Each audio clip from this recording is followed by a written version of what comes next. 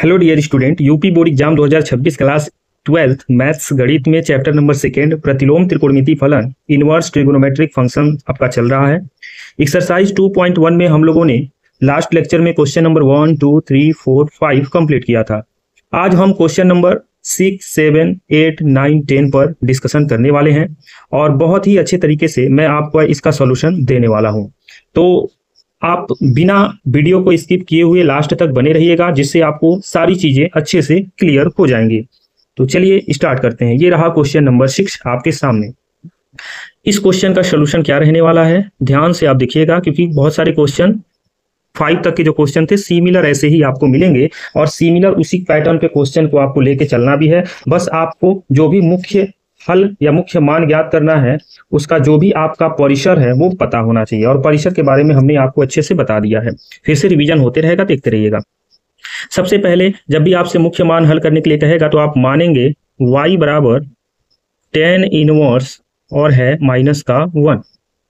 tan inverse का मतलब होता है अपॉन में जाएगा तो 1/10 हो जाएगा और यहाँ पर माइनस का 1 हो जाएगा। क्रॉस मल्टीप्लिकेशन करेंगे तो tan y is equal to आपको माइनस का 1 मिलेगा। माइनस को अगर हम बाहर निकाल दें तो 1 की वैल्यू होती है tan 45 की, और tan 45 को अगर हम लोग अच्छे से और पाई के फॉर्म में लिखने की कोशिश करें तो पाई के फॉर्म में हम लोग लिख सकते हैं π/4।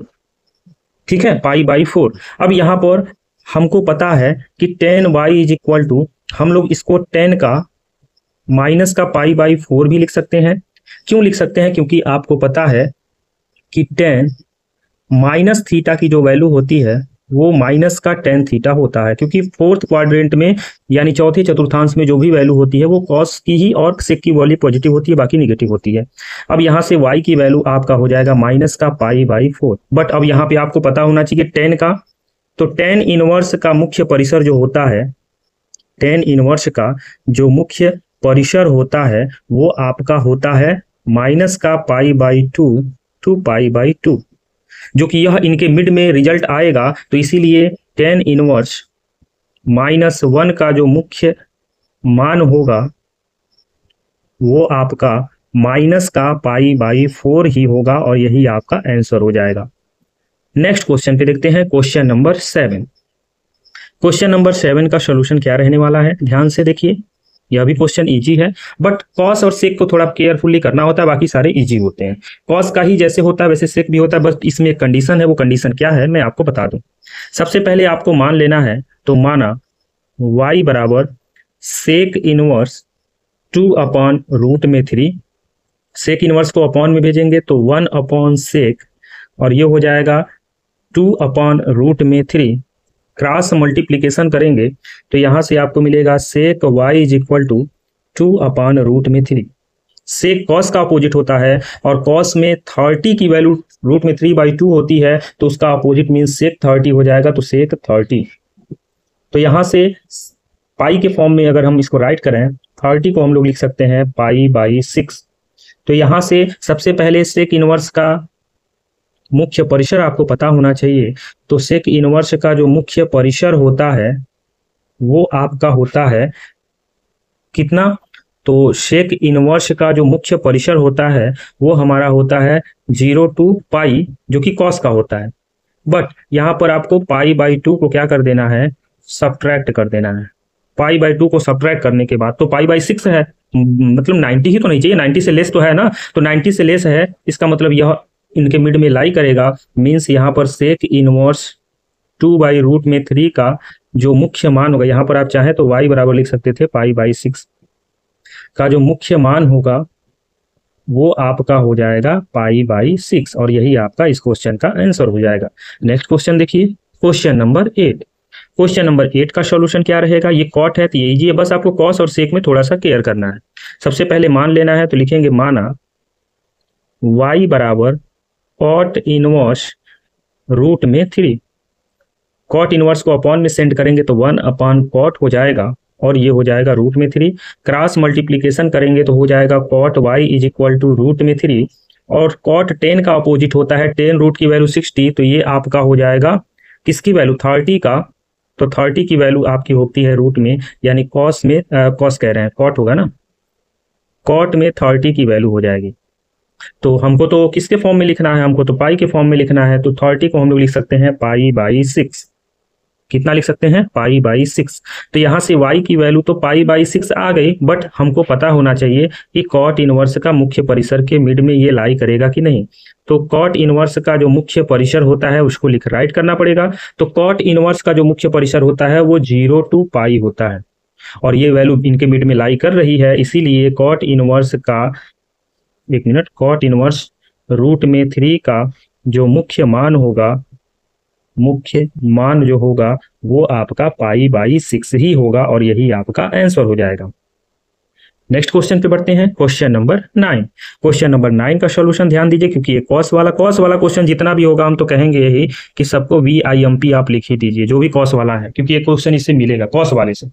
अब यहाँ पे क्या है, सबसे पहले मानते हैं, तो लिखेंगे माना y बराबर कॉस इनवर्स माइनस का 1/√2। शायद ये क्वेश्चन हो चुका है क्या, नहीं, वो माइनस का 1/2 था, ये माइनस का 1/√2, ठीक है। तो कॉस इनवर्स को अपॉन में सेंड करेंगे तो 1/cos हो जाएगा, माइनस का 1/√2। तो क्रॉस मल्टीप्लीकेशन करके cos y = माइनस का 1/√2 मिल जाएगा। cos y = माइनस को बाहर करें तो 1/√2 की वैल्यू होती है cos 45 की, और पाई के फॉर्म में लिखेंगे तो cos y = माइनस का cos पाई/4। 45 को हम लोग पाई/4 कहते हैं। बस एक चीज ध्यान दीजिए, cos की वैल्यू निगेटिव नहीं पॉजिटिव ही चाहिए। तो पॉजिटिव के लिए हम करेंगे क्या, इसको लिख सकते हैं cos पाई माइनस पाई/4। क्यों ऐसा राइट करेंगे, इसलिए राइट करना है क्योंकि cos में 180 माइनस थीटा जो होता है वो माइनस का cos थीटा होता है। सेकेंड में साइन पॉजिटिव होता है तो cos निगेटिव हो जाएगा, इसीलिए हमने ऐसा चेंज किया है। और इसलिए भी चेंज किया है क्योंकि जो cos इनवर्स का मुख्य परिसर होता है वो केवल पॉजिटिव होता है, मुख्य जो परिसर होता है वो केवल पॉजिटिव होता है, और वो होता है 0 to पाई, इसलिए मैंने ऐसा किया है। अब यहाँ पर y की वैल्यू अगर आप निकालने जाएं तो 4 पाई क्रॉस मल्टीप्लीकेशन हो जाएगा, तो 4 पाई माइनस पाई/4 हो जाएगा, मीन्स 3 पाई/4 हो जाएगा। तो यहाँ से आप कह सकते हैं कि cos इनवर्स माइनस 1/√2 का जो मुख्य मान होगा वो आपका निकल के आ जाएगा 3 पाई/4, और ये इस क्वेश्चन का आंसर हो जाएगा। देखिए क्लास 11th में चाहे त्रैमासिक, चाहे अर्धवार्षिक या वार्षिक परीक्षा आप दे रहे हैं, means quarterly, half yearly, annual exam दे रहे हैं, तो यह आपके लिए हेल्पफुल करेगा, क्योंकि यहाँ से क्वेश्चन 2 नंबर में जरूर पूछे जाते हैं। ये मत सोचिएगा ज्यादा नंबर मिलेंगे, आगे के पॉइंट पे हम ध्यान देंगे, बट अभी 2 नंबर के क्वेश्चन यहाँ से बनेंगे, तो मैं आपको इन्फॉर्म कर दे रहा हूँ। अब यहाँ पर एक चीज ध्यान दीजिएगा, इसका सॉल्यूशन जो भी रहा, पिछले क्लास में मैं इसको सही कराया था, ये जो CSC इनवर्स माइनस का √2 लिखा है, तो यहाँ पे एक छोटा सा पॉइंट मैं आपको इन्फॉर्म कर दूं, CSC का मतलब कॉसेक होता है।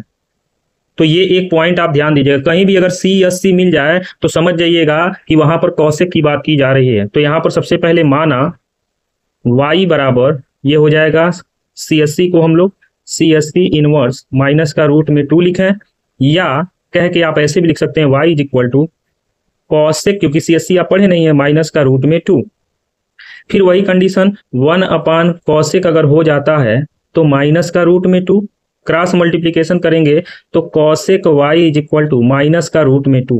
अब cosec साइन का अपोजिट, और साइन में √2 नहीं 1/√2, तो 1/√2 का अपोजिट √2, तो साइन का अपोजिट cosec, तो ये भी आपका cosec 45 की वैल्यू हो जाएगी। अब यहाँ पर cosec y = इसको हम लोग लिख सकते हैं cosec माइनस का 45 डिग्री। ऐसा इसलिए लिखेंगे, क्यों ऐसा राइट करेंगे, क्योंकि आपको पता है, क्या पता है कि cosec minus theta = minus cosec theta होता है। ऐसा इसलिए होता है क्योंकि आपको क्लियर है, आपको पता है, क्या पता है कि चौथे चतुर्थांश में cosec की वैल्यू क्या होती है, निगेटिव होती है। तो यहाँ पे cosec y = cosec और 45 को लिख सकते हैं माइनस का पाई/4, cosec से cosec कैंसिल हो जाएगा, तो y की वैल्यू मिल जाएगी माइनस का पाई/4। अब यहाँ पर ध्यान दीजिएगा, एक चीज क्या ध्यान देना है कि आपको पता है कि cosec इनवर्स का जो मुख्य परिसर होता है वो साइन से मिलता जुलता, साइन का होता है माइनस पाई/2 से पाई/2, तो यह भी होगा माइनस पाई/2 से पाई/2, बट यहाँ पर हम माइनस कर देंगे 0 को काउंट नहीं करना है, तो 0 तो आ ही नहीं रहा है, तो इसलिए यहाँ पर cosec इनवर्स माइनस रूट में 2 का मुख्य मान क्या निकल के आएगा, तो मुख्य मान निकल के आएगा माइनस का π/4 और यही आपके इस क्वेश्चन का आंसर हो जाएगा। अगर आप चाहें तो इसके जगह पे क्या लिख सकते थे, CSC इनवर्स माइनस रूट में 2, क्योंकि दोनों का मतलब एक ही होता है। आपको क्वेश्चन नंबर 10 तक हमने बता दिया। नेक्स्ट लेक्चर में आपके जो भी क्वेश्चंस बचे हैं उनको कंप्लीट कर देंगे। और एक बात और मैं इंफॉर्मेशन आपको देना चाह रहा हूं कि हर एक्सरसाइज में, हर प्रश्नावली में जो भी आपका उदाहरण होगा उसका एक स्पेशली अलग से हम वीडियो बनाएंगे। अगर 2 उदाहरण है तो एक वीडियो, मतलब उदाहरण के अकॉर्डिंग, तो उदाहरण का भी वीडियो आपका बनेगा। तो क्योंकि उदाहरण से भी बोर्ड एग्जाम में क्वेश्चन पूछे जाते हैं, स्पेशली क्लास 12th में। तो क्लास 12th में अगर आप बोर्ड एग्जाम की तैयारी कर रहे हैं तो मैं पूरी अच्छी तरीके से सारी तैयारी कराऊंगा, बस आप पेशेंस बनाए रखें। अगर आपको अच्छा लगा तो वीडियो को लाइक कीजिए, अपने मित्रों तक इसे शेयर जरूर कीजिएगा। मिलते हैं नए लेक्चर में। जय हिंद।